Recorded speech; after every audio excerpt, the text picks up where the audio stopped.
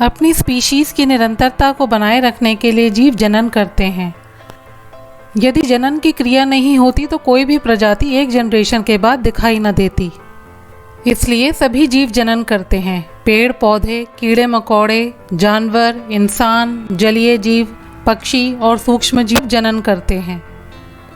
जनन दो प्रकार के होते हैं, लैंगिक और अलैंगिक जनन। अलग अलग जीवों में जनन विधि उनकी शारीरिक संरचना यानी कि बनावट पर निर्भर करती है। इस वीडियो के दौरान हम अलैंगिक जनन के विषय में बात करेंगे। अमीबा एक कोशिक जीव है। अमीबा विखंडन द्वारा एक नए अमीबा की उत्पत्ति करता है।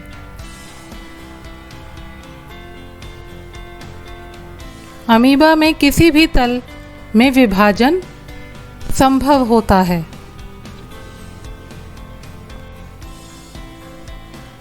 क्योंकि एक अमीबा दो में विभक्त हो जाता है, इसलिए हम विखंडन को द्विखंडन भी कहते हैं।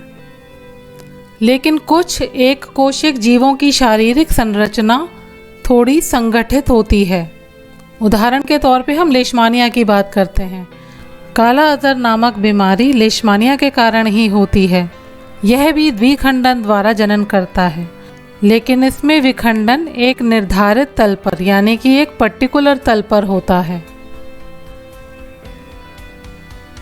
यीस्ट जो कि ब्रेड, केक आदि बनाने के काम आता है, वह भी एक प्रकार का सूक्ष्म जीव है। यह बडिंग यानी कि मुकुलन द्वारा जनन करता है।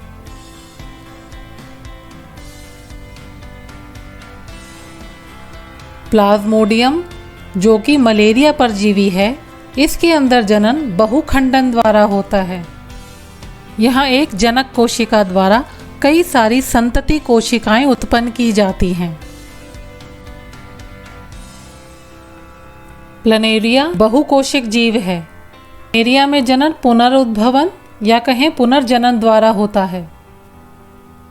यदि किसी वजह से प्लनेरिया क्षतिग्रस्त हो जाता है या कुछ टुकड़ों में टूट जाता है, तो इसके सभी टुकड़े वृद्धि करके नए जीव में विकसित होने की क्षमता रखते हैं। कुछ विशिष्ट कोशिकाओं द्वारा ही पुनरुद्भवन संभव होता है। हाइड्रा भी एक बहुकोशिक जीव है।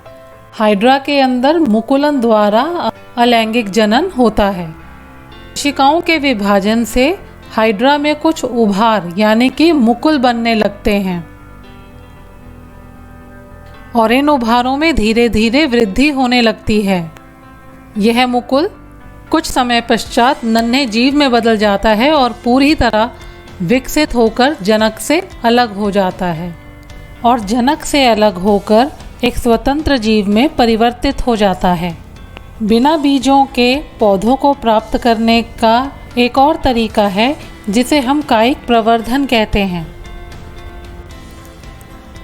कायिक प्रवर्धन के दौरान पौधे के कुछ भाग जैसे जड़, तना, पत्तियां उपयुक्त परिस्थितियों में विकसित होकर एक नए पौधे को जन्म देती हैं।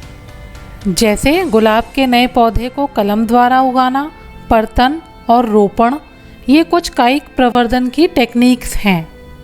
ब्रायोफिलम की पत्तियों के कोर पर कुछ कलिकाएं बनने लगती हैं। ये कलिकाएं कुछ समय पश्चात मिट्टी में गिर जाती हैं और इनसे ब्रायोफिलम के नए पौधे बन जाते हैं। कायिक प्रवर्धन के क्या क्या लाभ होते हैं, आइए उनके विषय में जानते हैं। कायिक प्रवर्धन से उगाए गए पौधों में बीज से उगाए गए पौधों की अपेक्षा फल और फूल जल्दी आने लगते हैं।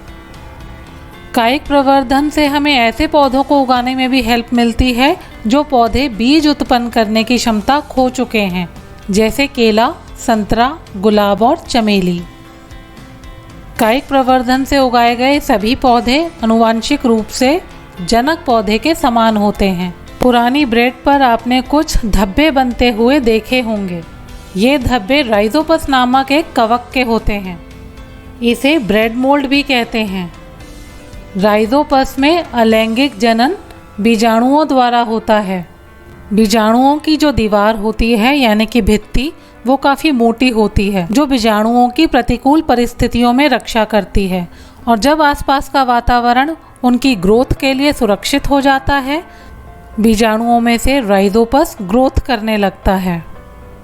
आइए हमने कितना सीखा एक छोटा सा रिकैप करते हैं, अपनी प्रोग्रेस को चेक करते हैं।